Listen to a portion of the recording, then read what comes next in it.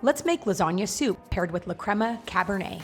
So we'll start off with some olive oil in a hot pan and add your garlic and your onions. Season that with salt and saute a bit. Then add your ground beef and pork, brown that.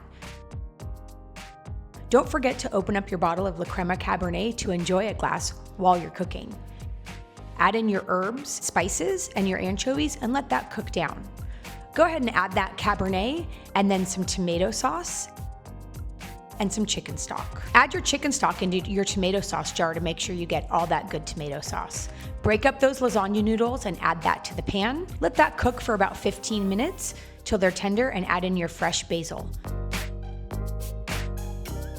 Go ahead and plate, ladling some of that delicious sauce on top with your cheeses and fresh basil.